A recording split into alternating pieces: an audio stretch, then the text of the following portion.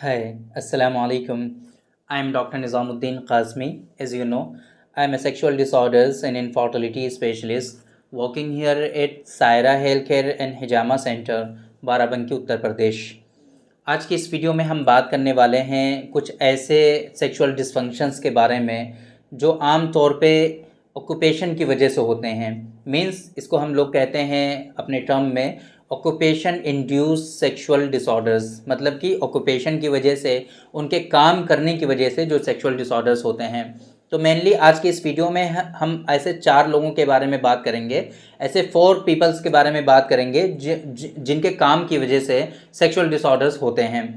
पहले नंबर पे mental stress का, जो बहुत ज़्यादा मेंटल स्ट्रेस ले करके जिनका काम होता है, जैसे कि टीचर्स होते हैं, बैंकर्स होते हैं या फिर शॉपकीपर्स होते हैं।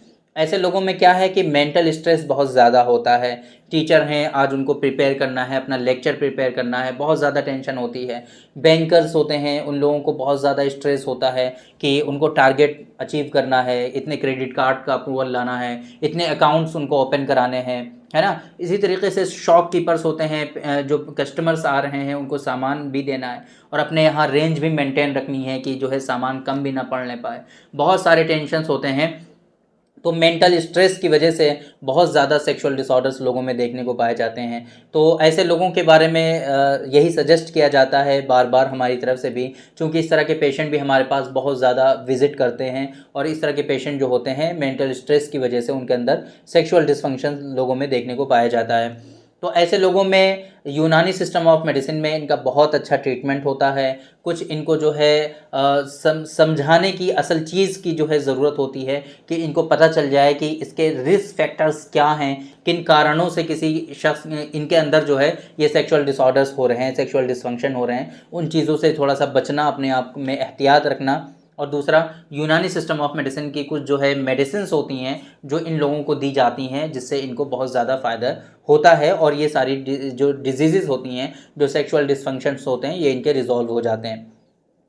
इसी तरीके से दूसरे वो लोग कि जिनका ऑक्यूपेशन ऐसा होता है कि जिससे उनका वेट बढ़ने लगता है। फॉर एग्जांपल, कुछ ऐसे लोग जिनका बैठने का ही काम है, वो बैठ कर ही करते हैं। स्पेशली डॉक्टर्स लोग भी जो होते हैं, इनका भी बैठने का ही काम ज़्यादा होता है। लेकिन हम लोग क्या है, बहुत लॉन्ग ड्यूटी नहीं होती हम लोगों की, लिमिटेड जॉब होता है, लिमिटेड काम होता है। बाकी टाइम पे हम लोग कुछ भी कर सकते हैं, थोड़ा सा फ्री रहते हैं। लेकिन कुछ लोगों का वर्क ऐसा होता है कि उनको बैठना बहुत ज़्यादा पड़ता है, सुबह से शाम तक उनका बैठने का ही काम है। जैसे कि टेलर्स हैं, जो सिलाई का काम करते हैं, वो लोग बैठे रहते हैं। इसी तरीके से ऑफिशियल वर्क है कुछ लोगों का, जो लोग बैठे रहते हैं। तो उन लोगों में क्या है कि फिजिकल एक्टिविटी बिल्कुल ना के बराबर होती है, वो लोग कुछ कर नहीं पाते।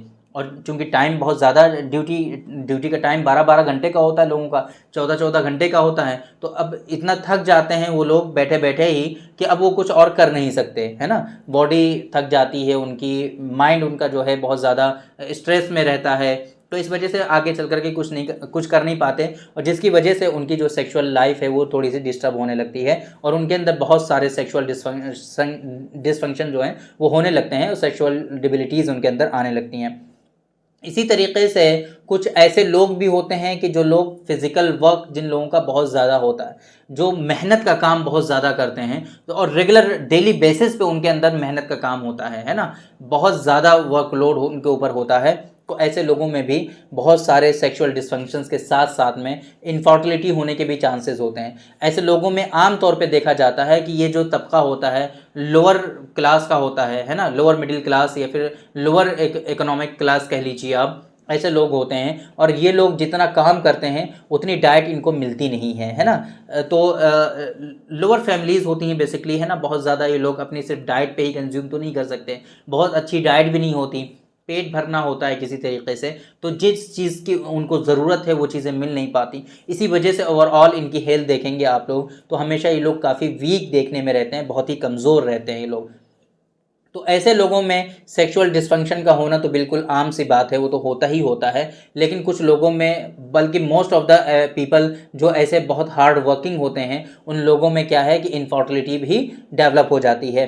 अब ये इस तरह की डिजीज़ेज़, अब जाहिर सी बात है लोअर इकोनॉमिक क्लास से ये लोग बिलोंग करते हैं और साथ में इनके प्रोफेशन की वजह से, इनके ऑक्यूपेशन की वजह से ऐसी डिजीज़ इनके अंदर डेवलप हो जाती है कि जिसका ट्रीटमेंट भी काफ़ी ज़्यादा कॉस्टली होता है और ये लोग इसको अफोर्ड भी नहीं कर पाते, फिर ज़िंदगियाँ ऐसी गुजर जाती हैं लोगों की। इस वजह से हमेशा इन बातों का ख्याल रखना चाहिए और आप लोगों को इसके बारे में पता होना चाहिए कि जो आप काम करते हो इसकी वजह से आपकी बॉडी में क्या क्या बैड इफ़ेक्ट आ सकते हैं, इसके क्या बैड इम्पैक्ट आ सकते हैं आपकी बॉडी में। चौथे वो लोग कि जो ऐसे क्लाइमेट में रहते हैं या ऐसी जगह रहते हैं कि जहाँ पे गर्मी बहुत ज़्यादा रहती है, तपिश बहुत ज़्यादा रहती है, ऐसे इंस्ट्रूमेंट उनके यहाँ रहते हैं या ऐसी डिवाइसेस रहती हैं कि जिससे गर्मी और हीट जो है बहुत ही ज़्यादा मकदार में प्रोड्यूस होती है, बहुत ही ज़्यादा हॉट क्लाइमेट में वो लोग काम करते हैं। तो ऐसे लोगों में भी बहुत मेजर इश्यूज़ होते हैं, बहुत सारे सेक्सुअल डिसफंक्शन उनके अंदर होते हैं और इनफर्टिलिटी भी कॉमन है ऐसे लोगों में, है ना, क्योंकि हीट की वजह से स्पर्मेटोजेनेसिस का जो प्रोसेस है वो बहुत ज़्यादा डिक्रीज़ हो जाता है, सबसाइड हो जाता है और उन लोगों में बहुत सारे स्पर्म, जब सीमेन एनालिसिस कराया जाता है तो स्पर्म बहुत सारे डेड आते हैं।